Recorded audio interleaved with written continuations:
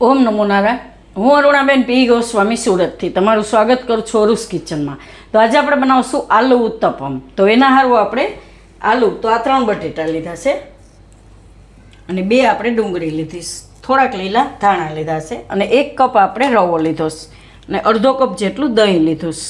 દહીં થોડુંક ખાટું છે અને નોર્મલ મસાલા જોઈએ આપણે હિંગ, ધાણા, જીરું ને એ બધું, એમ હળદર ને જીરું, રાઈ, એ બધું. મીઠું જોહે સ્વાદ પ્રમાણે. તેલ આપણે જોહે અને પાણી જોહે. તો પહેલાં આપણે આ બટેટા છે એને બાફવાના છે, તો એને આપણે કુકરમાં લઈ લેવું. તો આને આપણે ટુકડા કરીને બાફશું. મોટા છે એટલે થોડાક વધારે જલ્દી બફાઈ જાય, એમ આ રીતના. અને બટેટા આપણે લીધા છે જે ડીસાના બટેટા આવે, એ મીઠા ના હોય આ બટેટા, અને બાદશાહ બટેટા કહીએ. તો બટેટાવાળાને તમે પૂછો એટલે આરામથી મળી જાય, એમ. તો મીઠા બટેટા આવે ને એનું શાક કે કંઈ વસ્તુ આપણે ઓછું ભાવતું હોય. તો આમાં આપણે પાણી નાખીશું થોડુંક, આ રીતે, ને થોડુંક મીઠું નાખી દઈએ તો બટેટામાં ચડી જાય. હવે આપણે ગેસ ચાલુ કરીશું. કુકરનું ઢાંકણું બંધ કરીશું. તો આને આપણે 3 વિસલ થવા દેવું. તો બટેટા બફાય ત્યાં સુધીમાં આપણે ખીરું તૈયાર કરી લેવું. તો આ રવો લીધો એ લઈ લઉં આપણે 1 કપ, અને એમાં નાખી દેવું આપણે આ દહીં. આને મિક્સ કરી લેવું.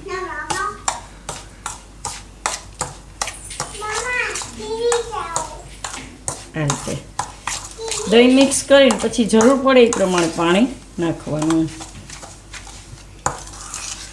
આમાં હવે થોડુંક પાણી નાખશું. તો વાટકામાં લઈને જ આપણે નાખી દઈશું.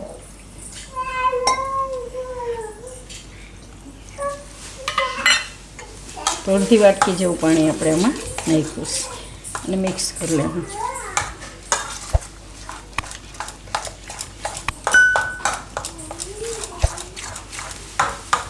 એકદમ ગાંઠા ન રહીએ એવું મિક્સ કરી લેવાનું, આ રીતનું.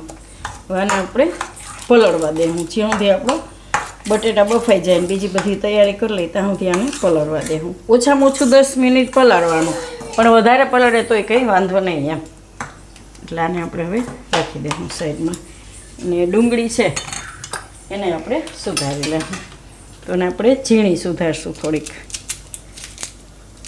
છાલ કાઢીને એને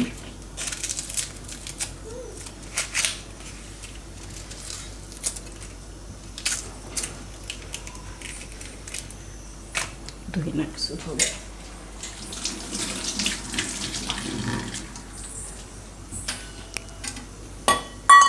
તો આમાં આપણે આ રીતની સુધારશું. બટેટા આપણે હવે ખોલીને કુકર જોઈ લેવું.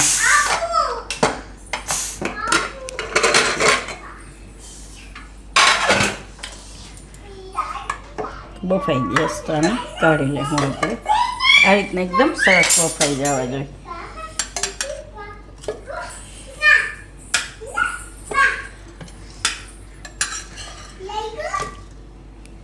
બધા બટેટા કાઢી લેવું આપણે. તો બટેટા આપણે આને છાલ કાઢી નાખશું અને એને છૂંદો કરવાનો છે આપણે. તો બધા બટેટાને આપણે છાલ કાઢીને આ રીતે છૂંદો કરી લેવું. તો એ પહેલાં આપણે તેલ ગરમ મૂકી દેવું. તો આ આપણે કઢાઈ લીધી, ગેસ ચાલુ કરશું.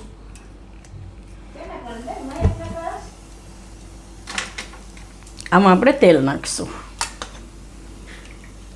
થોડુંક અમથું આપણે વઘાર પૂરતું જ આ રીતનું. તો તેલને ગરમ થવા દેવું. તો બટેટા આપણે આ રીતે છૂંદો કરી લીધો છે અને તેલ આપણું ગરમ થઈ ગયું છે. તો આમાં નાખીશું આપણે રાઈ અને જીરું અને થોડીક હિંગ. હવે એમાં ડુંગળી નાખી દેવું.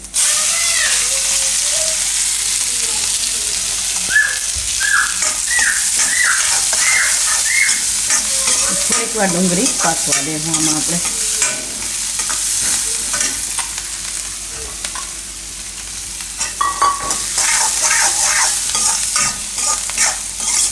એકાદી મિનિટ પાકવા દેવું.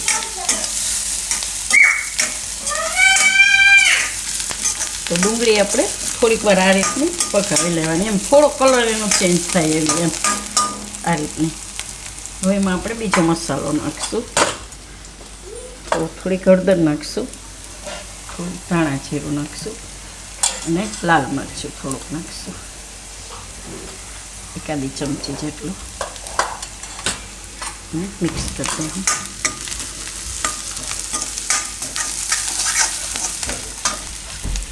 હવે આમાં આપણે નાખી દઈશું બટેટા.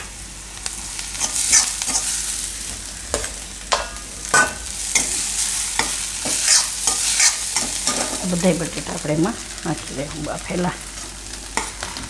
આ રીતનો એકદમ છૂંદો થઈ જવો જોઈએ બટેટા એમ.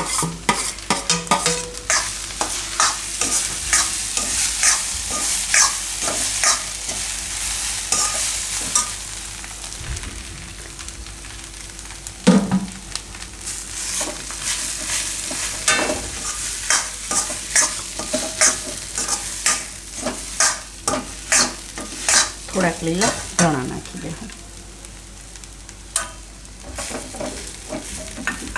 બધું મિક્સ કરી લેવાનું.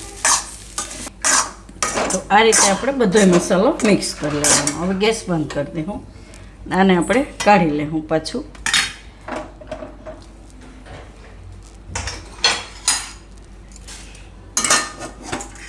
આમાં પાછું થાળીમાં કાઢી લઈએ એટલે થોડુંક ઠંડુ થઈ જાય.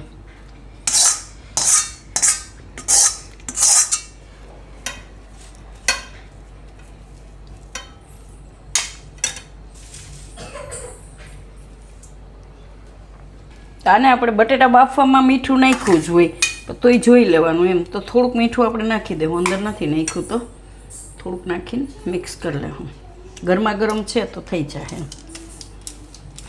ઘણીવાર એવું થતું હોય કે મીઠું રહી જાય, તો બટેટામાં નાખ્યું હોય આપણે ડુંગળીના ભાગનું જ મીઠું નાખવાનું છે. એટલે એ રીતે પાછું ઓલા ખીરામાંય મીઠું આવશે એટલે થોડુંક ઓછું નાખવાનું એમ. હવે ખીરું જોઈ લેવું આપણે. તો આને અડધી કલાક જેવું થયું છે તો એકદમ સરસ પલળી ગયું છે આ રીતનું. હવે આમાં આપણે મીઠું નાખી દઉં સ્વાદ પ્રમાણે, અને આ થોડાક લીલા ધાણા નાખી દઉં અને મિક્સ કરી લઉં.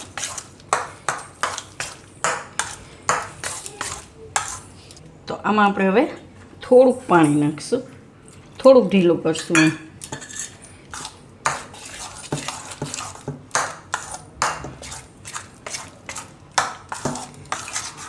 પલળ્યા પછી ખબર પડે કે એક્સ્ટ્રા પાણી જરૂર પડશે કે નહીં એમ. તો આ રીતનું આપણે જોઈ ખીરું. તો હવે બનાવશું આપણે. તો આ તવી લીધી, ગેસ ચાલુ કરશું આપણે. તવીને થોડીક ગરમ થવા દેવું. થોડુંક એમાં આપણે તેલ લગાવી લેવું.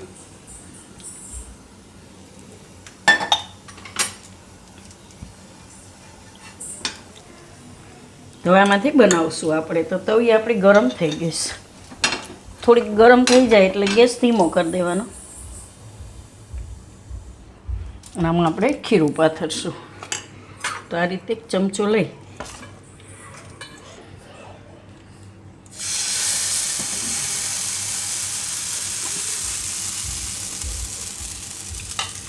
થોડોક પાણીવાળો હાથ કરીને એને ફેલાવી દેવાનું.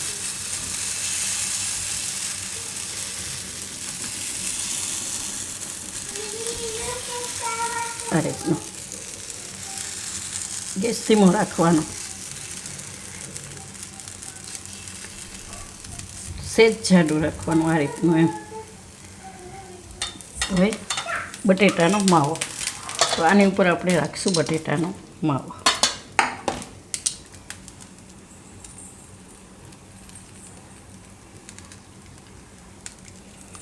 અને પાથરી દેવાનું બધી બાજુ.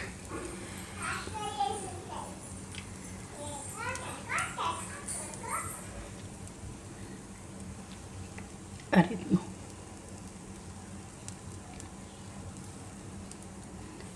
તો આને આપણે પાકવા દેવું. તો થોડુંક સાઈડમાં તેલ નાખી દેવું અને ઉપરથી એકદમ સરસ પાકી જાય ત્યાં સુધી એને પકાવી લેવાનું. આ રીતનું. જરૂર પડે તો ઢાંકી દેવાનું થોડીક વાર. આ ઉપરની વસ્તુ એકદમ ડ્રાય થઈ જવાનું ત્યાં સુધી એને પકાવવાનું છે. તો આપણે આને 2 મિનિટ માટે પકાવ્યું. તો હવે જોઈ લે હું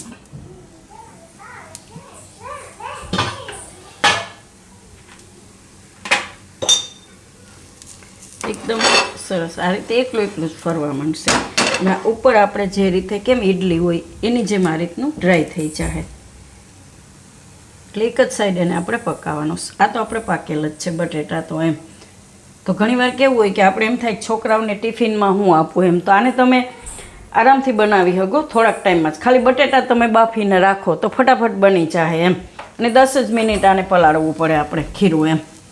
તો આને આપણે કાઢી લેવું. નીચેથી એકદમ સરસ પાકી ગયું છે આ રીતનું, અને ઉપર એકદમ પાકી ગયું. તો આને આપણે કાઢી લેવું.